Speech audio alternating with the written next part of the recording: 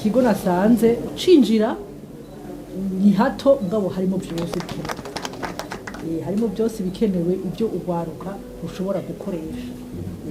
Aha rero nabishimye kuko urabana nk'ibijejwe hariho ugwaruka ugira siporo, hariho ibi bya culture byose. No kuvuga ko umujene wese cyangwa ugwaruka rwose yashitse ngaha byose arashaka kubisangaho akagenda yamenye mu Kirundi ingere bigenda. Burundi bwacu gahugu keza sagwa mahoro mubawe abana bawe bose wavyaye utekanirwe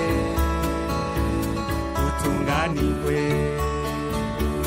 gahugu kacu umutima wa Afrika abansi bawe akanibona waratemye niwatembaga.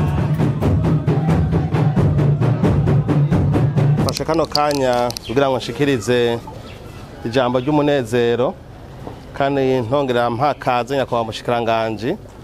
Mwavyiboneye kuva aho mwinjiye hano, mwabonye ko ikibanza ni gito ariko ugerageje kugigendura birabonekana ko ushobora kugendura Uburundi bwose.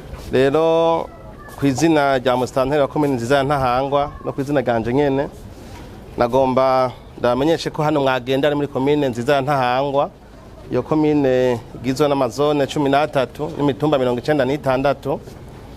Rero mwabonye igihe mwagenda ko amahoro n'umutekano bisasagaye, kandi nongera ndabamenyesha ko dushimira cyane kino kigo FondationFemidejabatIndataBurundi. Mu ntunganyo yacu murabona ko hano komine Ntahangwiri ni mu gisagara, benshi by'imico n'akaranga ntabyo usanga bamenyereye bazi. Urabona ko kigiye kudufasha ibitari bike. Mbere nkatumirira ugwaruka rwacu narijya muri mu bushikiranganji murongoye kwitura cyane kino kigo. Murabona ko tugiye kuja mu buruhuko bwo muci, amezi 2 ni menshi.